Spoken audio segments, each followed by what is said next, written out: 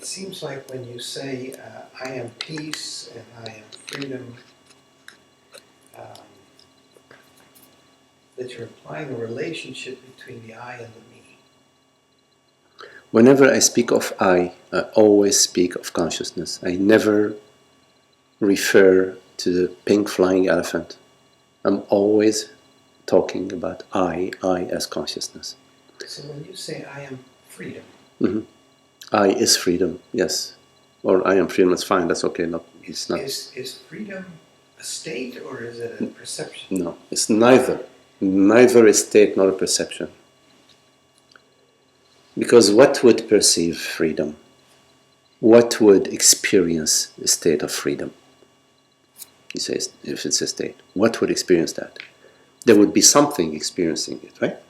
If it's a state is being experienced by something with somebody. So let's say it's a state, yes?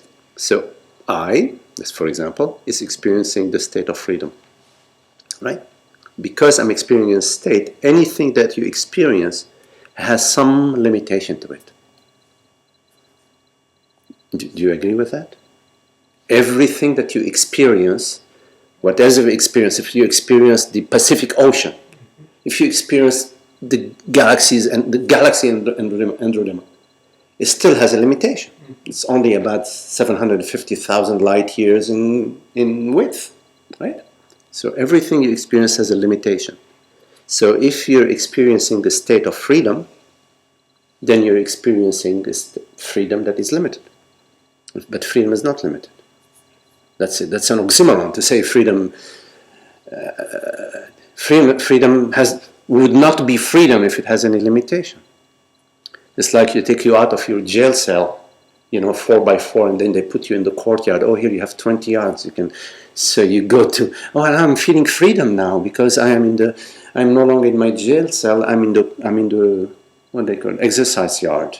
There are big walls, 50-foot walls with policemen with a gun and so on. So you're feeling freedom, but that's not really freedom, right? So it's not a state, because a state is experienced. You experience a state in time and space, right? So you ask me, is it a state or is it a perception? Similarly with a perception.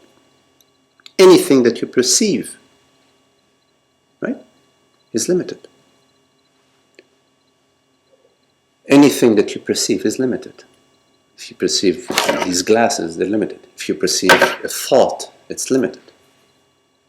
Because there is no such thing as a limitless thought, right? Because if it was a limitless thought, there would be no other thought. There would be just one thought. But since there is more than one thought, for example, the thought I love my mother, and the thought I don't like lentils, these are two thoughts. So there is, at one point, thought A ends and thought B starts. So thought A is limited and thought B picks up where thought A ends, manner of speaking.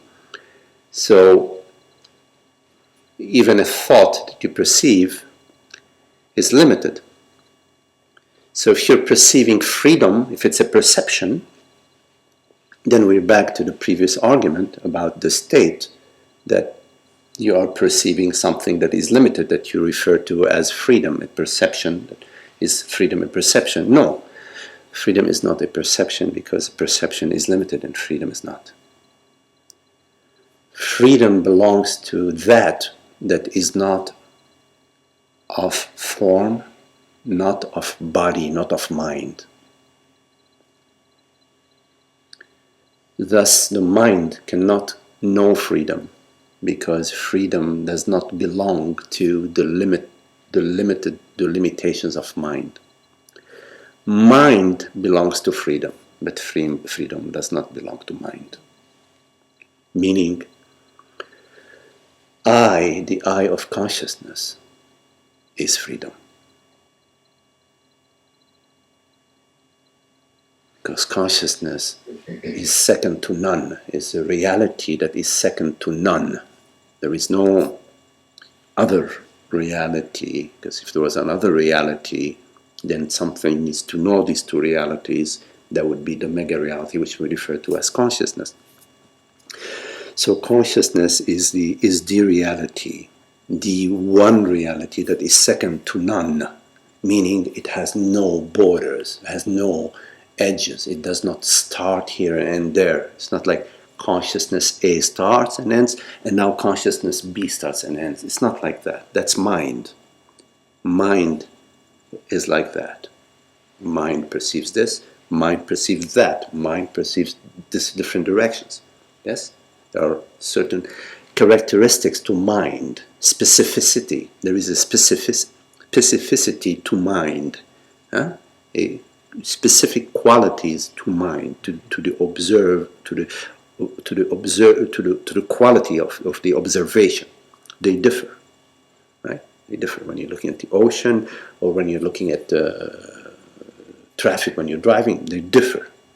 At the mind level, there are differences in the perceptions. But there are no differences at the perceiver level, at the perceiving level. So freedom is neither a state nor a perception. It is a quality of consciousness.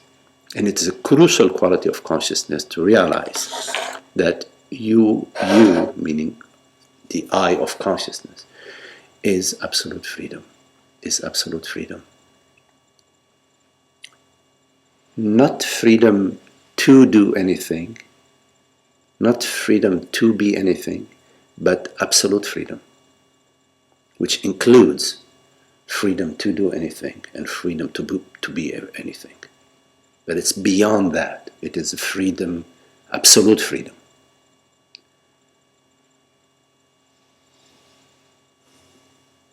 If you want a visualization of the freedom that I'm talking about, is like a sphere with infinite diameter and no center. Another word I like comes from the Bhagavad Gita is space.